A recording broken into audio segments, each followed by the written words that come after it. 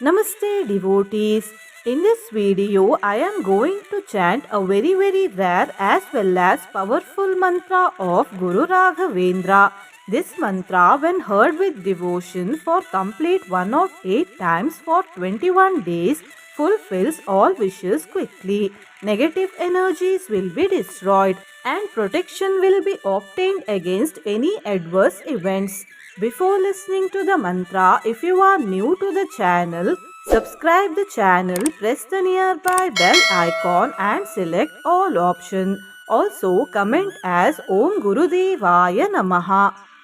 भवाब्दिपोतो भद्रांगो भद्रदो भद्रमूर्तिमान् सर्वाधारा सर्वतन्त्रा स्वतन्त्रा सर्वरक्षकः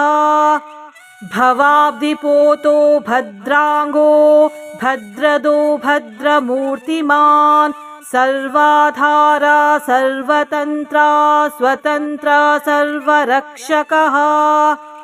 भवाब्दिपोतो भद्रांगो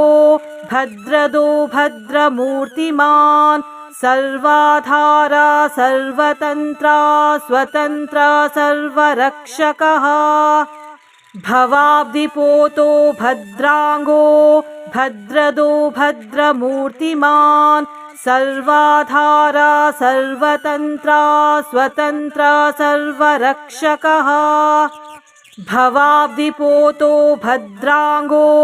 भद्रदो भद्रमूर्तिमान् सर्वाधारा सर्वतन्त्रा स्वतन्त्रा सर्वरक्षकः भवाब्दिपोतो भद्रांगो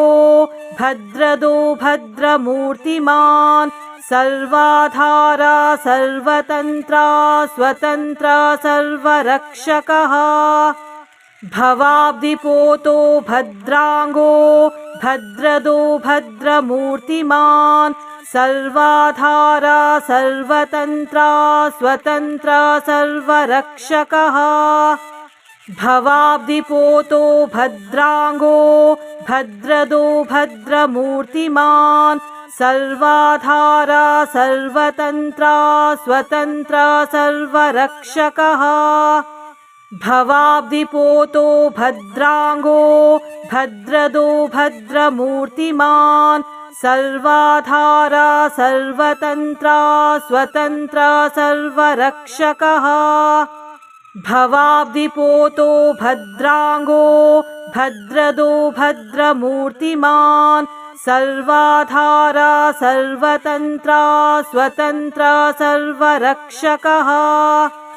भवाब्दिपोतो भद्रांगो भद्रदो भद्रमूर्तिमान् सर्वाधारा सर्वतन्त्रा स्वतन्त्रा सर्वरक्षकः भवाब्दिपोतो भद्रांगो भद्रदो भद्रमूर्तिमान् सर्वाधारा सर्वतन्त्रा स्वतन्त्रा सर्वरक्षकः भवाब्दिपोतो भद्रांगो भद्रदो भद्रमूर्तिमान् सर्वाधारा सर्वतन्त्रा स्वतन्त्रा सर्वरक्षकः भवाब्दिपोतो भद्रांगो भद्रदो भद्रमूर्तिमान् सर्वाधारा सर्वतन्त्रा स्वतन्त्रा सर्वरक्षकः भवाब्दिपोतो भद्रांगो भद्रदो भद्रमूर्तिमान् सर्वाधारा सर्वतन्त्रा स्वतन्त्रा सर्वरक्षकः भवाब्दिपोतो भद्रांगो भद्रदो भद्रमूर्तिमान् सर्वाधारा सर्वतन्त्रा स्वतन्त्रा सर्वरक्षकः भवाब्दिपोतो भद्रांगो भद्रदो भद्रमूर्तिमान् सर्वाधारा सर्वतन्त्रा स्वतन्त्रा सर्वरक्षकः भवाब्दिपोतो भद्रांगो भद्रदो भद्रमूर्तिमान् सर्वाधारा सर्वतन्त्रा स्वतन्त्रा सर्वरक्षकः भवाब्धिपोतो भद्राङ्गो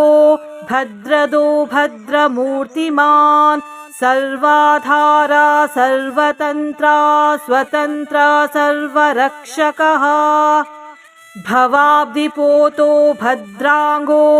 भद्रदो भद्रमूर्तिमान् सर्वाधारा सर्वतन्त्रा स्वतन्त्रा सर्वरक्षकः भवाब्धिपोतो भद्राङ्गो भद्रदो भद्रमूर्तिमान् सर्वाधारा सर्वतन्त्रा स्वतन्त्रा सर्वरक्षकः भवाब्धिपोतो भद्राङ्गो भद्रदो भद्रमूर्तिमान् सर्वाधारा सर्वतन्त्रा स्वतन्त्रा सर्वरक्षकः भवाब्धिपोतो भद्राङ्गो भद्रदो भद्रमूर्तिमान् सर्वाधारा सर्वतन्त्रा स्वतन्त्रा सर्वरक्षकः भवाब्धिपोतो भद्राङ्गो भद्रदो भद्रमूर्तिमान् सर्वाधारा सर्वतन्त्रा स्वतन्त्रा सर्वरक्षकः भवाब्धिपोतो भद्राङ्गो भद्रदो भद्रमूर्तिमान् सर्वाधारा सर्वतन्त्रा स्वतन्त्रा सर्वरक्षकः भवाब्धिपोतो भद्राङ्गो भद्रदो भद्रमूर्तिमान् सर्वाधारा सर्वतन्त्रा स्वतन्त्रा सर्वरक्षकः भवाब्धिपोतो भद्राङ्गो भद्रदो भद्रमूर्तिमान् सर्वाधारा सर्वतन्त्रा स्वतन्त्रा सर्वरक्षकः भवाब्धिपोतो भद्राङ्गो भद्रदो भद्रमूर्तिमान् सर्वाधारा सर्वतन्त्रा स्वतन्त्रा सर्वरक्षकः भवाब्धिपोतो भद्राङ्गो भद्रदो भद्रमूर्तिमान् सर्वाधारा सर्वतन्त्रा स्वतन्त्रा सर्वरक्षकः भवाब्धिपोतो भद्राङ्गो भद्रदो भद्रमूर्तिमान् सर्वाधारा सर्वतन्त्रा स्वतन्त्रा सर्वरक्षकः भवाब्धिपोतो भद्राङ्गो भद्रदो भद्रमूर्तिमान् सर्वाधारा सर्वतन्त्रा स्वतन्त्रा सर्वरक्षकः भवाब्धिपोतो भद्राङ्गो भद्रदो भद्रमूर्तिमान् सर्वाधारा सर्वतन्त्रा स्वतन्त्रा सर्वरक्षकः भवाब्धिपोतो भद्राङ्गो भद्रदो भद्रमूर्तिमान् सर्वाधारा सर्वतन्त्रा स्वतन्त्रा सर्वरक्षकः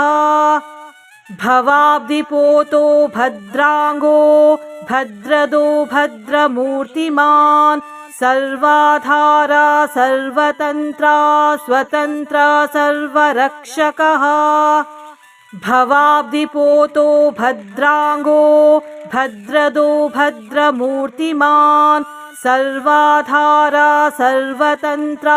स्वतन्त्रा सर्वरक्षकः भवाब्धिपोतो भद्राङ्गो भद्रदो भद्रमूर्तिमान् सर्वाधारा सर्वतन्त्रा स्वतन्त्रा सर्वरक्षकः भवाब्धिपोतो भद्राङ्गो भद्रदो भद्रमूर्तिमान् सर्वाधारा सर्वतन्त्रा स्वतन्त्रा सर्वरक्षकः भवाब्धिपोतो भद्राङ्गो भद्रदो भद्रमूर्तिमान् सर्वाधारा सर्वतन्त्रा स्वतन्त्रा सर्वरक्षकः भवाब्धिपोतो भद्राङ्गो भद्रदो भद्रमूर्तिमान् सर्वाधारा सर्वतन्त्रा स्वतन्त्रा सर्वरक्षकः भवाब्धिपोतो भद्राङ्गो भद्रदो भद्रमूर्तिमान् सर्वाधारा सर्वतन्त्रा स्वतन्त्रा सर्वरक्षकः भवाब्धिपोतो भद्राङ्गो भद्रदो भद्रमूर्तिमान् सर्वाधारा सर्वतन्त्रा स्वतन्त्रा सर्वरक्षकः भवाब्धिपोतो भद्राङ्गो भद्रदो भद्रमूर्तिमान् सर्वाधारा सर्वतन्त्रा स्वतन्त्रा सर्वरक्षकः भवाब्धिपोतो भद्राङ्गो भद्रदो भद्रमूर्तिमान् सर्वाधारा सर्वतन्त्रा स्वतन्त्रा सर्वरक्षकः भवाब्धिपोतो भद्राङ्गो भद्रदो भद्रमूर्तिमान् सर्वाधारा सर्वतन्त्रा स्वतन्त्रा सर्वरक्षकः भवाब्धिपोतो भद्राङ्गो भद्रदो भद्रमूर्तिमान् सर्वाधारा सर्वतन्त्रा स्वतन्त्रा सर्वरक्षकः भवाब्धिपोतो भद्राङ्गो भद्रदो भद्रमूर्तिमान् सर्वाधारा सर्वतन्त्रा स्वतन्त्रा सर्वरक्षकः भवाब्धिपोतो भद्राङ्गो भद्रदो भद्रमूर्तिमान् सर्वाधारा सर्वतन्त्रा स्वतन्त्रा सर्वरक्षकः भवाब्धिपोतो भद्राङ्गो भद्रदो भद्रमूर्तिमान् सर्वाधारा सर्वतन्त्रा स्वतन्त्रा सर्वरक्षकः भवाब्धिपोतो भद्राङ्गो भद्रदो भद्रमूर्तिमान् सर्वाधारा सर्वतन्त्रा स्वतन्त्रा सर्वरक्षकः भवाब्धिपोतो भद्राङ्गो भद्रदो भद्रमूर्तिमान् सर्वाधारा सर्वतन्त्रा स्वतन्त्रा सर्वरक्षकः भवाब्धिपोतो भद्राङ्गो भद्रदो भद्रमूर्तिमान् सर्वाधारा सर्वतन्त्रा स्वतन्त्रा सर्वरक्षकः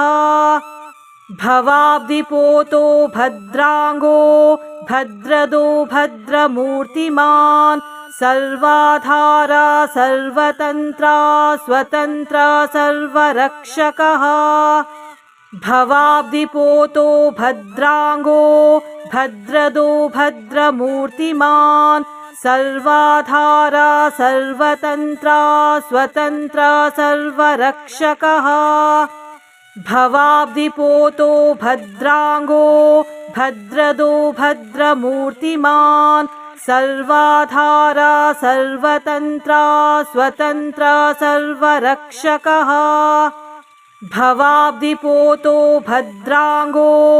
भद्रदो भद्रमूर्तिमान् सर्वाधारा सर्वतन्त्रा स्वतन्त्रा सर्वरक्षकः भवाब्धिपोतो भद्राङ्गो भद्रदो भद्रमूर्तिमान् सर्वाधारा सर्वतन्त्रा स्वतन्त्रा सर्वरक्षकः भवाब्धिपोतो भद्राङ्गो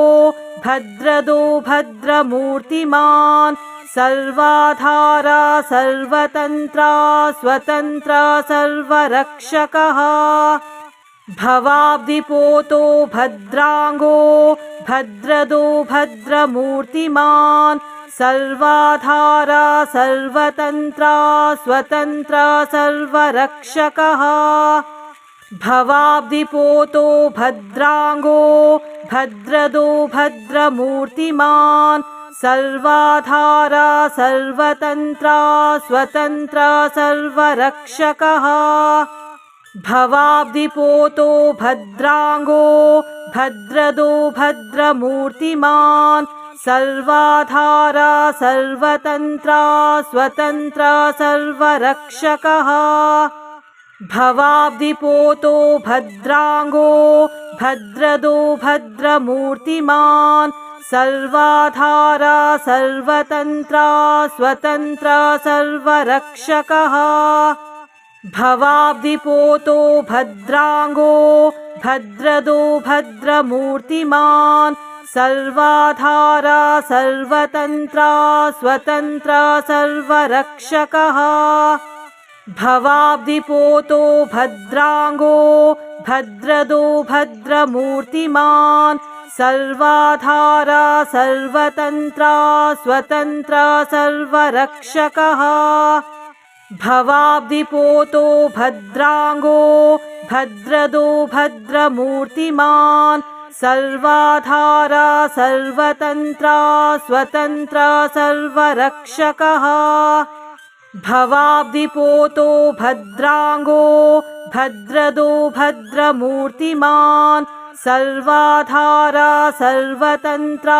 स्वतन्त्रा सर्वरक्षकः भवाब्धिपोतो भद्राङ्गो भद्रदो भद्रमूर्तिमान् सर्वाधारा सर्वतन्त्रा स्वतन्त्रा सर्वरक्षकः भवाब्धिपोतो भद्राङ्गो भद्रदो भद्रमूर्तिमान् सर्वाधारा सर्वतन्त्रा स्वतन्त्रा सर्वरक्षकः भवाब्धिपोतो भद्राङ्गो भद्रदो भद्रमूर्तिमान् सर्वाधारा सर्वतन्त्रा स्वतन्त्रा सर्वरक्षकः भवाब्धिपोतो भद्राङ्गो भद्रदो भद्रमूर्तिमान् सर्वाधारा सर्वतन्त्रा स्वतन्त्रा सर्वरक्षकः भवाब्धिपोतो भद्राङ्गो भद्रदो भद्रमूर्तिमान् सर्वाधारा सर्वतन्त्रा स्वतन्त्रा सर्वरक्षकः भवाब्धिपोतो भद्राङ्गो भद्रदो भद्रमूर्तिमान् सर्वाधारा सर्वतन्त्रा स्वतन्त्रा सर्वरक्षकः भवाब्धिपोतो भद्राङ्गो भद्रदो भद्रमूर्तिमान् सर्वाधारा सर्वतन्त्रा स्वतन्त्रा सर्वरक्षकः भवाब्धिपोतो भद्राङ्गो भद्रदो भद्रमूर्तिमान् सर्वाधारा सर्वतन्त्रा स्वतन्त्रा सर्वरक्षकः भवाब्धिपोतो भद्राङ्गो भद्रदो भद्रमूर्तिमान् सर्वाधारा सर्वतन्त्रा स्वतन्त्रा सर्वरक्षकः भवाब्धिपोतो भद्राङ्गो भद्रदो भद्रमूर्तिमान् सर्वाधारा सर्वतन्त्रा स्वतन्त्रा सर्वरक्षकः भवाब्धिपोतो भद्राङ्गो भद्रदो भद्रमूर्तिमान् सर्वाधारा सर्वतन्त्रा स्वतन्त्रा सर्वरक्षकः भवाब्धिपोतो भद्राङ्गो भद्रदो भद्रमूर्तिमान् सर्वाधारा सर्वतन्त्रा स्वतन्त्रा सर्वरक्षकः भवाब्धिपोतो भद्राङ्गो भद्रदो भद्रमूर्तिमान् सर्वाधारा सर्वतन्त्रा स्वतन्त्रा सर्वरक्षकः भवाब्धिपोतो भद्राङ्गो भद्रदो भद्रमूर्तिमान् सर्वाधारा सर्वतन्त्रा स्वतन्त्रा सर्वरक्षकः भवाब्धिपोतो भद्राङ्गो भद्रदो भद्रमूर्तिमान् सर्वाधारा सर्वतन्त्रा स्वतन्त्रा सर्वरक्षकः भवाब्धिपोतो भद्राङ्गो भद्रदो भद्रमूर्तिमान् सर्वाधारा सर्वतन्त्रा स्वतन्त्रा सर्वरक्षकः भवाब्धिपोतो भद्राङ्गो भद्रदो भद्रमूर्तिमान् सर्वाधारा सर्वतन्त्रा स्वतन्त्रा सर्वरक्षकः भवाब्धिपोतो भद्राङ्गो भद्रदो भद्रमूर्तिमान् सर्वाधारा सर्वतन्त्रा स्वतन्त्रा सर्वरक्षकः भवाब्धिपोतो भद्राङ्गो भद्रदो भद्रमूर्तिमान् सर्वाधारा सर्वतन्त्रा स्वतन्त्रा सर्वरक्षकः भवाब्धिपोतो भद्राङ्गो भद्रदो भद्रमूर्तिमान् सर्वाधारा सर्वतन्त्रा स्वतन्त्रा सर्वरक्षकः भवाब्धिपोतो भद्राङ्गो भद्रदो भद्रमूर्तिमान् सर्वाधारा सर्वतन्त्रा स्वतन्त्रा सर्वरक्षकः भवाब्धिपोतो भद्राङ्गो भद्रदो भद्रमूर्तिमान् सर्वाधारा सर्वतन्त्रा स्वतन्त्रा सर्वरक्षकः